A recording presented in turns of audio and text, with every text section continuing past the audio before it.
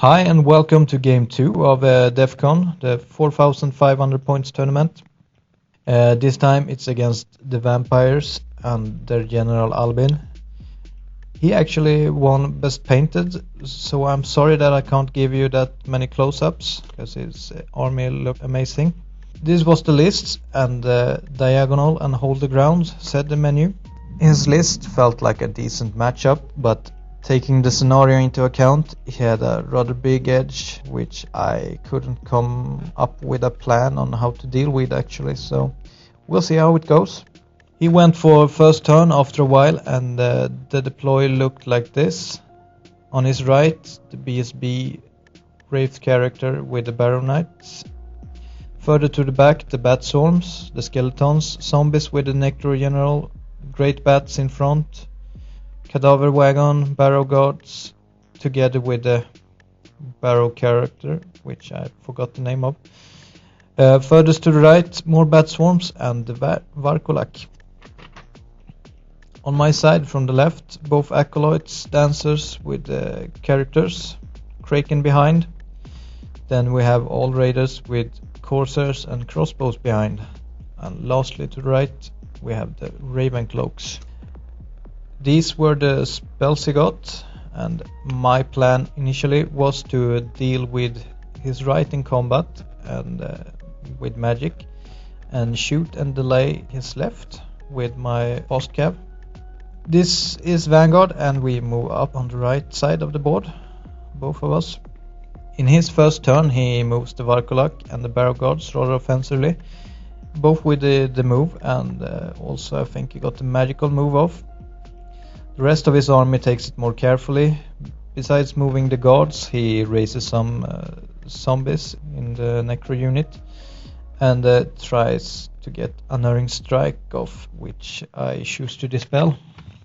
In my turn I block his knights by placing the Acolytes on my side of the impasse so that he can't get through. The Kraken moves to deal with the Varkolak, while the Raiders and Cloaks go to shoot some bats. For magic I get a Grave Calls off on the Great Bats, getting all but one wound off. The shooting kills more than half of the Bat Swarms on the right. And my crossbow also put two wounds on the Varkolak. So that's it for my turn. On his turn, the Knights sneak past the impasse and my Acolytes and go for the left corner. The Varkolak move up, and he withdraws his chaff and gets a good magic phase, so he heals everything to full health except the Varkolak. And he also raises some new zombies, since my priority was to stop Unerring Strike, since I feared a bit for my general. For my turn, the Raiders keep their position, while the Ravencloaks go for the Varkolak.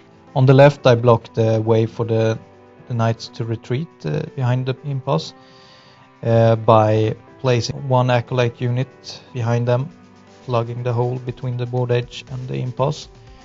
The other Acolyte unit moved to cause some havoc behind his lines. Feeling that I have his knights trapped, the Dancers move to make sure that they won't get away. I got some spell off, killing some knights I think, but my right did nothing more than to put another wound on his Varkolak, since he this turn got his reg saves working. To save his knight, he tries a long charge with the Skeletons that I left him on the Dancers, but thankfully they fail. He shaft the Dancers with the Wraith character. The Barrow Guards go for the Corsairs, and the Varkolak made the charge on the crossbows, which was a bit unfortunate. And he also keeps the last wound, even though I had stand and shoot. He keeps that wound throughout the combat and survives the first round, and instead of losing it he regrows another wound with his vampiric rule. For magic he creates another unit of zombies, but he is out of models, so it is a rather small one. With the Barrow Guards now in position to get the scenario, and I will be hard to keep them away from it or kill them. I start to feel the scenario slip a bit. Things go too slow and not my way, since he just rests his shaft back up after a good turn shooting at them. The dancers charge the character. The acolytes go into the bat swarm at his back lines. The other acolytes take the flank of the knights to hold them in place for my dancers to come and deal with them. My main problem at this point is that I must keep the barrow guards from the middle, and since the dancers will never get to them and nothing else have a chance in combat, that is a big problem. As to not make him realize that he just can reform and back to the middle to get the scenario, I dare him with the corsairs and put them straight in front of the guards. I leave the Varkolak and focus on surrounding the guards instead. For combat I kill some bats, and since the other acolytes get the breath of corruption off, I kill a whole bunch of knights and win that combat rather big. This picture shows the end of my next turn. His guards have charged my corsairs, and I must have had some futile hope of them somehow surviving, since I didn't flee right away. Instead they got beaten and broke with 2 men left. After that I charged the cloaks into his flank to keep him for another turn. I won, but he reformed. The raiders surround him with the intent on keeping the unit after the cloaks are dead. On the other flank, his skeletons this turn made a 10 or 11 inch charge into the flank of the dancers right before I was to charge his knight. The dancers have won the combat and reformed. The knights in turn broke the last acolyte. I have also charged the other acolytes into the rear of the zombies to keep them from the middle. Other than that, my princess left to deal with the Varkolak, and both crossbows and corsairs actually have rallied with 1 and 2 models left. His turn 5 and he have beaten the cloaks. A bunch of skeletons are more dead than they were before, and the knights are back where they started and have broken free of my trap, so that's not good. After my turn the skeletons are gone and the acolytes still live.